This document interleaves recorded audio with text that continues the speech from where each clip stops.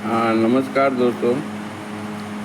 वो कहावत है, जिसको ऊपर वाला बचाए उसको कौन मार सकता है।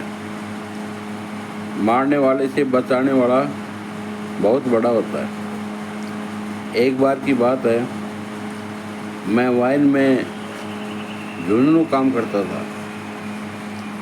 तो वाइन में क्या होता है कि बड़ी बड़ी रेड पार्टियाँ होती हैं, जिसमें 30-40 गाड़ियाँ, 4-5 एक साइड की गाड़ियाँ, 4-5 पुलिस की गाड़ियाँ साथ चलती हैं और अवैध जो शराब होती है बनाने वालों को पकड़ती है, उन पे मुकदमे दर्ज कराती है। तो मैं झुंझुनू से उसी सिलसिले में उदयपुरवाटी गया हुआ था। 3 दिन लगातार सुबह 6 बजे जाना, रात को 12 बजे आना। तो उससे मेरे को बहुत गहरी नींद आ गई और नींद पूरी नहीं होने के कारण मैं उदास सा रहने लगा। 3 दिन बाद में हम फिर झुंझुनू आ गए।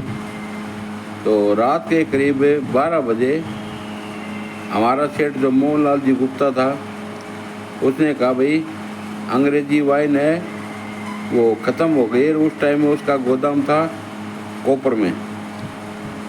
तो बोलो तुम वहाँ कोपर जाओ और अंग्रेजी वाइन लाओ। तो उस ड्राइवर ने कहा, देखो मेरे को 3 दिन की नींद हो गई है, मेरे से नहीं चला जाएगा। रास्ते में कोई घटना घट जाएगी तो फिर क्या होगा। बोलो नहीं, कोई घटना नहीं घटेगी। हम तुम्हारे साथ एक ऐसे लड़के को भेजेंगे, वो तुम्हारे से बातचीत करता रहेगा रास्ते में और कोई तकलीफ नहीं होगी। तो उन्होंने 3-4 आदमी से पूछा कि भाई इसके साथ जाओ, तो सभी ने मना कर दिया। आखिरी बार मेरा नंबर आया कि भाई तुम जाओ इसके साथ। मैं बोला, साहब मेरे को तो 3 दिन हो गए ना, मैं रात को सोया, मेरी तो गहरी नींद रहा है। बोले तुम्हारे को कुछ नहीं करना, तुम तो गाड़ी में पिछली सीट पे बैठ जाना और सोते जाना। अब मेरे को ये नहीं पता था कि ड्राइवर को ने भी मना कर दिया। ठीक है भाई, जब पीछे सो के जाना तो चल जाऊँगा। अब मैं पीछे सीट पे बैठ गया। पीछे सीट पे बैठ गया तो झुंझुनू से चले तो हमें बगड़ पहुंच गए। तो ड्राइवर ने कहा, अरे कहाँ पर हो भाई, यार आगे आ जाओ। मैं बोलो मेरे को सोने तो। बोलो तो नींद आ रही है। हाँ मेरे को नींद आ रही है। बोलो यार मेरे को भी नींद आ रही है, मैंने तो कहा था कि भाई ऐसे लड़की को भेजना, उसको नींद नहीं आती, वो मेरे से बातचीत करता चला जाए वो। तो वही मेरे तो नींद आ रही है। बोले चल यार तू आगे तो आगे बैठ जा। तो भाई मैं आगे सीट पे, जीप होती थी उस टाइम में, तो मैं आगे सीट पे बैठ गया। अब मेरे को तो क्योंकि नींद तो आ ही रही थी और नींद उस ड्राइवर को भी आ रही थी। जैसे कैसे हम चिड़ावा के अंदर घुसने वाले थे, मतलब चिड़ावा से आधी किलोमीटर रह गया। अब मेरे को तो नींद आ रही थी और नींद उसको भी आ गई। और सामने से एक ट्रक था, उस ट्रक के उस ड्राइवर ने नींद के झपके में कभी उधर गाड़ी चला रहा था। वो ट्रक वाला देखा, भाई ये या तो शराब पिया हुआ है या इसको नींद आ गई।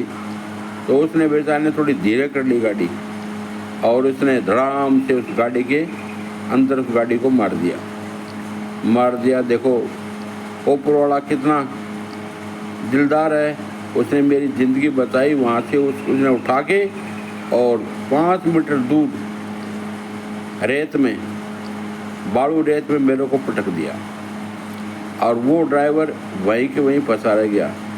क्या पता मेरे को उसने ऊपर वाले ने ऐसे करके बताया कि इसको कुछ नहीं हो। और वो ट्रक रुकते ही उसमें जब 5-6 आदमी उतरे, पकड़ो ये तो दारू पिए हुए है, फलान ढिकड़ा। तो वो ड्राइवर को देखा तो ड्राइवर के हाथों में पैरों में लगी हुई थी और खून से लहूलुहान हो गया। और उधर मेरे को पड़ा हुआ देखा तो बोले, भाई कौन हो तुम। तो मैंने उसने सारा माजरा बताया, भाई ऐसे थी हम तो, और वाइन लाने जा रहे थे कोपर, और मेरे को नींद आ रही थी, नींद ड्राइवर को भी आ गई और ये हादसा हो गया। बोले तुम्हारे को नहीं जाने देगा, तुम हमारा नाम लगा दो कि भाई एक्सीडेंट इनने किया है। उन्होंने टेलीफोन किया, पुलिस बुला ली। पुलिस में हमारे दोनों को चिड़ाव के हॉस्पिटल में सरकारी अस्पताल में ले गए। अब सरकारी अस्पताल में हमारा 3 दिन इलाज चला। मेरे तो वही हल्की मामूली चोटें आई थी और उस बेचारे के दोनों पैर ही कट गए। तो पैर इतने जख्माए हो चुके थे कि दोनों पैरों से हाथ धोना पड़ा। अब ऊपर वाले ने देखो उसके साथ क्या किया कि उसके बेचारे के पैर ही कट गए। वो नीम के थाना का के पास का था, मीणा समाज का, और मेरे को बाहर पटक दिया। तो मेरे तो थोड़ी मामूली को चोटें आई जो 3 दिन में ठीक हो गई। और घर वाले मेरे से मिलने आए, क्या हुआ क्या हुआ? मैं कुछ नहीं हुआ, मैं तो बच गया। बेचारे उसकी टांग टूट गई, टांग कट गई उसकी। तो देखो, मारने वाले से बताने वाला बहुत बड़ा होता है। धन्यवाद।